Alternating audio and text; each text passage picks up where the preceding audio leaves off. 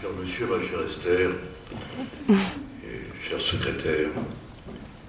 Ceci de singulier, c'est que l'année dernière, à peu près à la même époque, ou était-ce à un autre moment, j'étais le contre-critique d'une conférence Berryer, et j'annonçais que c'était la dernière. Je ne me souviens plus exactement de mes raisons, ce n'était pas ma lassitude, c'était l'hypothèse de la vôtre. Je disais simplement que il me semblait assez juste que quelqu'un d'autre assurât ma relève, tout simplement parce que l'effet de contraste m'aurait certainement valorisé. Je suis un objet obscur de votre désir. L'idée d'être demain l'objet clair de votre nostalgie m'enchantait déjà. Et quand M. Ducommun m'a téléphoné en disant « Est-ce que vous voulez être le contre-critique de la conférence Berryer ?» Je lui ai dit « Pas du tout. Cherchez un génie local, indigène. Ils sont innombrables dans le canton de Vaud. J'en ai ici la liste exhaustive, transcrite sur un confetti. J'avais donc dit à Ducommun, mais demandez donc à un avocat vaudois, ça sera plus local, plus amusant, plus terrien, plus cendreux. Et c'est ce qu'il a fait. Et puis, il m'a rappelé quelques temps après en me disant, je les ai tous sollicités. C'était peu de temps après. Chacun de décliner l'offre en me disant qu'il avait des audiences majeures qui le retenaient occupé, qui le requéraient. J'en ai déduit que vos tribunaux siègent principalement le samedi à Lausanne, le samedi soir. Et donc, j'étais plutôt rétif. Et il a eu un argument incroyable, il est venu à Genève, je crois, à pied. Comme on va à Saint-Jacques-de-Compostelle, comme très naturellement on fait un pèlerinage. Il est venu dans mon bureau, il était défait, fatigué. Il m'a dit « Vous êtes unique », un propos que j'entends souvent, et malgré une part d'accoutumance, cet encens qui monte à mes narines frémissantes m'a fait plaisir. « Vous êtes irremplaçable ». Je lui ai dit « Continuez, jeune homme ».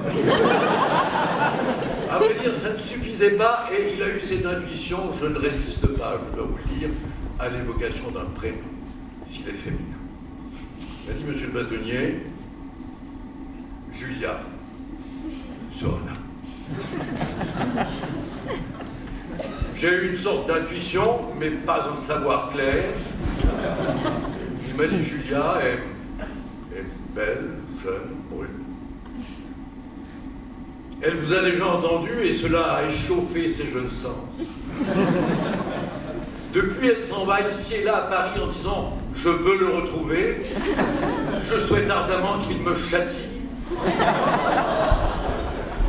Alors, Julia, ce rapport alcoolagnique, pour les malheureux d'entre vous qui ne font pas du grec, ce rapport sadomaso que vous me proposez, sachez que j'accueille votre prière frémissante. Si vous voulez que je vous fasse du mal, cela me fera du bien. Quand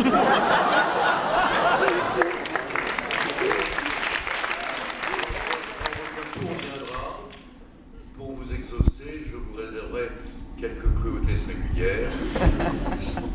Je me fais une fête, mais il y a un bonheur à attendre, paraît-il. Attendez donc. Voilà, mes amis, pourquoi je suis de nouveau là, mais cette fois-ci, véritablement, c'est la dernière fois. Je veillerai à ce qu'une relève soit assurée.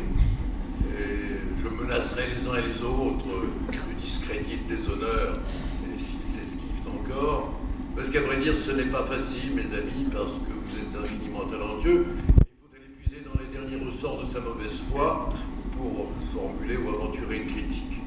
Je vais m'y efforcer toutefois, mais sachez d'emblée que les mots les plus naturellement à mon cœur seraient des mots d'estime, de tendresse, parfois aussi un peu de compassion, mais là je vais essayer d'être injuste, que la nature me prête un peu de ressources. Alors monsieur Benjamin Chouet.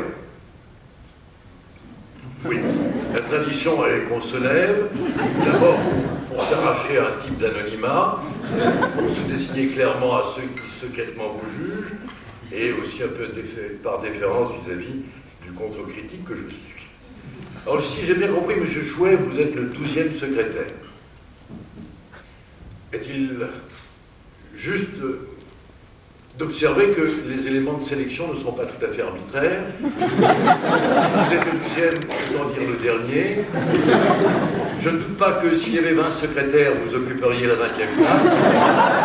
Il y a un côté repêché, un côté viennent ensuite, un côté boutu sauvé des eaux, qui ne peut qu'attendre. Cela dit, pour médiocre que vous soyez, vous avez un don qui n'a rien à voir avec le don oratoire, dont je vous rappelle qu'il est fait en principe d'intelligence et de mots, de souffle, comme on dit avoir de l'âme. Vous savez chauffer une salle. Plaisance.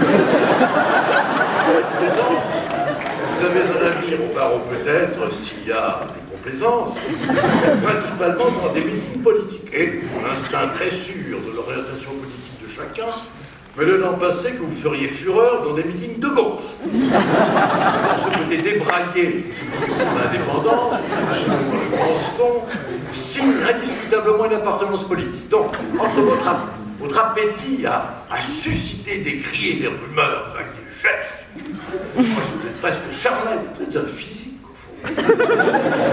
Et quelle idée étonnante de penser qu'un avocat devrait être un intellectuel. Pas du tout.